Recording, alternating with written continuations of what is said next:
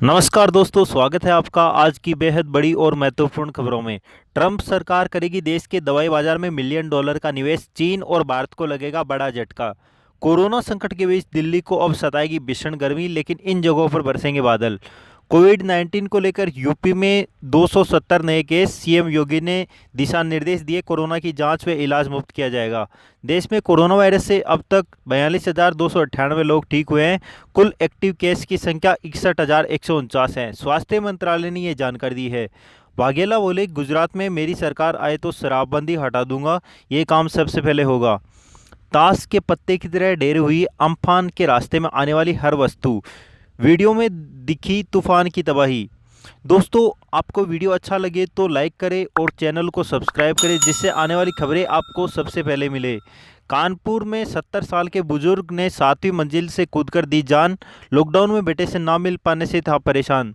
Taiwan के राष्ट्रपति when का दूसरा कार्यकाल शुरू, चीन बोला कभी बर्दाश्त नहीं करेंगे देश की आज़ादी। लॉकडाउन के बीच होगी बची हुई बोर्ड परीक्षाएं, शर्तों के साथ गृह मंत्रालय ने दी मंजूरी। 12 प्रवासी समेत बुलंदशहर में 14 नए और मिले कोरोना संक्रमित, 95 पहुंचा आंकड़ा। जयपुर में फंसे बिहार के मजदूरों की दास्तां, आरोप हमारी कोई नहीं ले रहा सुध, खाने के लिए भी छीना झपटी हुई है। एम्फान साइक्लोन को लेकर पश्चिमी बंगाल और ओडिशा के तटीय इलाकों से 6 लाख लोगों को निकाला गया है। वैशाली से अचानक एटीएम से निकलने लगे दोगुने पैसे, लोगों ने मचा दी भगदड़। इमरान सरकार ने पीओके में भेज रही है इस्तेमाल हुई पीपीई किट, पान और गुटखे के निशान ने खोली पोल। अम्फान साइक्लोन के चलते गई पहली जान, बांग्लादेश में एक की मौत। कोरोना नहीं भूखमरी ने ली प्रवासी मजदूर की जान, चेन्नई से ओडिशा पर साइकिल जाते हुए हुई थी मौत। प्रियंका गांधी बोली, बसों पर बीजेपी का झंडा लगा लीजिए, लेकिन परमिशन दीजिए। यात्रीगण ध्यान दें, 1 जून से पटरी पर दौड़ेगी 200 नॉन एसी ट्रेन, जल्द शुरू होगी बुकिंग। रेल मंत्री पीयूष गोयल ने ट्वीट किया कि भारतीय रेल 1 जून से टाइम टेबल के अनुसार प्रतिदिन नॉन एसी ट्रेन चलाएगा, जिसकी ऑनलाइन बुकिंग शीघ्र ही शुरू होगी। रेलवे के इस कदम से प्रवासी मजदूर जो अपने घरों से दूर दूसरे राज्य में फंसे हैं, उन्हें राहत मिलेगी। 1 जून से चलेगी 200 नॉन एसी ट्रेनें, रेल मंत्री ने ट्वीट कर दी इसकी जानकारी। श्रमिक और 15 जोड़ी स्पेशल ट्रेन चलाने के बाद भारतीय रेल धीरे धीरे पटरी पर आ रही है। रेलवे ने अब 200 नॉन एसी ट्रेनें चलाने का फैसला लिया है। ये ट्रेनें 1 जून से टाइम टेबल के अनुसार प्रतिदिन चलेगी। इसकी ऑनलाइन बुकिंग जल्द शुरू होगी। रेल मंत्री पीयूष गोयल और रेल मंत्रालय ने मंगलवार को ट्वीट कर इस बात की जानकारी दी। पीयूष गोयल ने कहा कि भारतीय रेल 1 जून से टाइम टेबल के अनुसार प्रतिदिन 200 नॉन एसी ट्रेन चलाएगा, जिसकी ऑनलाइन बुकिंग शीघ्र ही शुरू होगी। इन ट्रेनों की बुकिंग भी आईआरएसटीसी की वेबसाइट के जरिए ही होगी। रेलवे के इस कदम से प्रवासी मजदूर जो अपने घरों से दूर दूसरे राज्य में फंसे हैं, उन्हें राहत मिलेगी। रेल मंत्रालय की ओर से किया गया है ट्वीट। वही रेल मंत्रालय ने ट्वीट किया कि राज्य सरकारों से अनुरोध किया गया है कि जो श्रमिक रास्ते में हैं, उन्हें राज्य सरकारें मेन लाइन रेलवे स्टेशन के नज़दीक पंजीकृत करें और इसकी लिस्ट रेलवे को दे, जिससे कि श्रमिक स्पेशल ट्रेन द्वारा उन्हें उनके गंतव्य स्थान तक पहुंचाया जा सके। इन श्रमिक स्पेशल ट्रेनों के अतिरिक्त भारतीय रेल 1 जून से प्रतिदिन 200 अतिरिक्त टाइम टेबल ट्रेनें चलाने जा रहा है, जो कि गैर वातानुकूलित द्वितीय श्रेणी की ट्रेन होगी और इन ट्रेनों की बुकिंग ऑनलाइन ही उपलब्ध होगी। ट्रेनों की सूचना शीघ्र ही उपलब्ध कराई जाएगी। रेल मंत्रालय ने कहा है कि भारतीय रेल अपील करती है कि श्रमिक धैर्य रखें एवं अपने स्थान पर ही रहें। भारतीय रेल द्वारा श्रमिकों को उनके गंतव्य स्थान तक पहुंचाने की पूरी व्यवस्था की जा रही है। 22 मई से शुरू हुई स्पेशल ट्रेनें चलना है। बता दें कि लॉकडाउन के कारण रेल सेवा पूरी तरह से ठप थी। रेलवे ने पहले अलग अलग राज्यों में फंसे प्रवासी मजदूरों के लिए पहले श्रमिक स्पेशल ट्रेन चलाने का फैसला लिया है। इस ट्रेन प्रवासी लोगों को उनके राज्य तक पहुंचाया जा रहा है। वहीं 12 मई से 15 जोड़ी स्पेशल ट्रेन भी पटरी पर दौड़ना शुरू हुई है। हालांकि 15 जोड़ी स्पेशल ट्रेनें पूरी तरह से ऐसी हैं। यह ट्रेन नई दिल्ली और देश के अलग अलग 15 हिस्सों में चलाई जा रही है। मोदी कैबिनेट की बैठक आज, किसानों से जुड़े 2 अध्यादेश को मिल सकती है मंजूरी। मोदी सरकार आज किसानों को बड़ी राहत दे सकती है। आज से होने वाली मोदी कैबिनेट की बैठक में किसानों की उपज और भंडारण से जुड़े 2 अध्यादेशों को मंजूरी मिल सकती है। आर्थिक पैकेज को भी मिल सकती है मंजूरी। उपज और भंडारण से संबंधित 2 अध्यादेश हो सकते हैं पास। मोदी सरकार आज किसानों को बड़ी राहत दे सकती है। आज होने वाली मोदी कैबिनेट की बैठक में किसानों की उपज और भंडारण से जुड़े 2 अध्यादेश मंजूरी मिल सकती है। पहला अध्यादेश किसानों को अपनी उपज कहीं भी बेचने का अधिकार देने का होगा। इसके साथ ही आर्थिक पैकेज को भी आज मंजूरी मिल सकती है। अभी तक किसान राज्यों की ओर से अधिसूचित मंडियों में ही अपनी उपज बेच सकता है। अध्यादेश के बाद किसान इस बंधन से मुक्त हो जाएंगे और कहीं भी अपनी उपज को बेच सकेंगे। कैबिनेट में दूसरा अध्यादेश आवश्यक वस्तु अधिनियम 1955 में संशोधन से जुड़ा होगा। इसमें कृषि उपज मंडी के भंडारण की सीमा खत्म होगी। सरकार का मानना है कि इससे सप्लाई चेन मजबूत होने के साथ किसानों को सीधा लाभ होगा।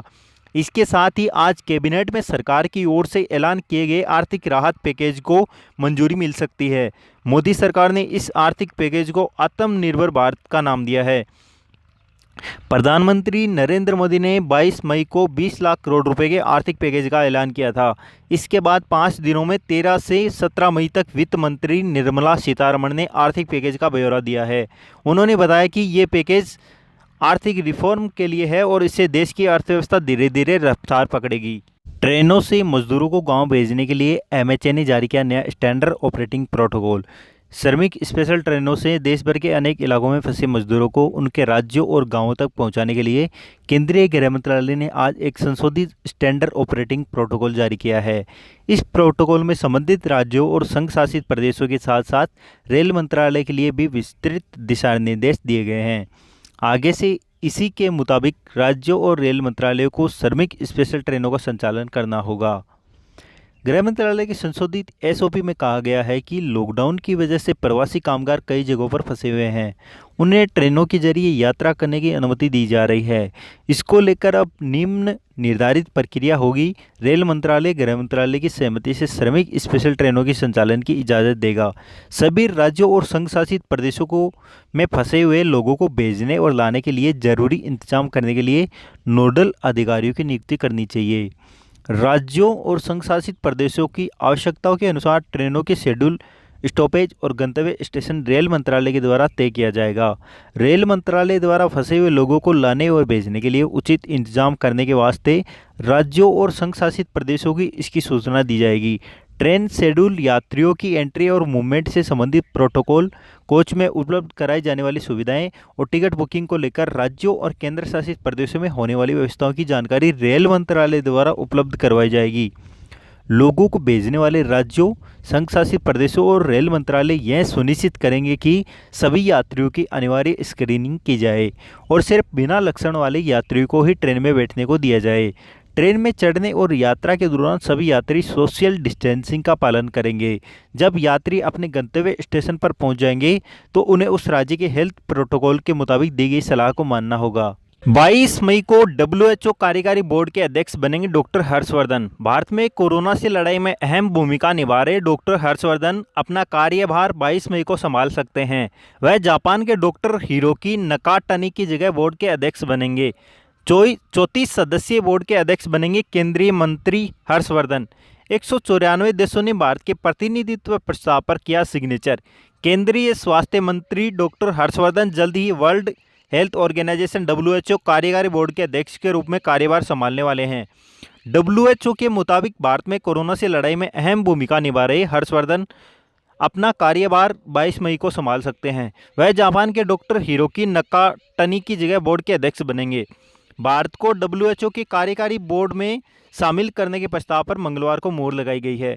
194 देशों ने प्रस्ताव पर हस्ताक्षर किया है। डब्ल्यूएचओ की दक्षिण पूर्वी एशिया ने पिछले साल सर्वसम्मति से निर्णय लिया था कि भारत को 3 साल के कार्यकाल के लिए कार्यकारी बोर्ड के लिए चुना जाएगा। डब्ल्यूएचओ के अधिकारियों ने कहा कि डॉक्टर हर्षवर्धन का चयन 22 मई को कार्यकारी बोर्ड की बैठक में किया जाएगा। क्षेत्रीय समूहों के बीच अध्यक्ष का एक पद 1 वर्ष के लिए रोटेशन के आधार पर दिया जाता है। पिछले साल तय किया गया था कि शुक्रवार 22 मई से शुरू होने वाले पहले वर्ष के लिए भारत का उम्मीदवार कार्यकारी बोर्ड का अध्यक्ष होगा। एक अधिकारी ने कहा है कि यह पूर्णकालिक जिम्मेदारी नहीं है और मंत्री को केवल कार्यकारी बोर्ड की बैठक की अध्यक्षता करने की आवश्यकता होगी। इस कार्यकारी बोर्ड में 34 सदस्य होंगे जो तकनीकी रूप से स्वास्थ्य के क्षेत्र से होंगे। बोर्ड साल में कम से कम 2 बार बैठक करता है और मुख्य बैठक जनवरी में आमतौर पर होती है।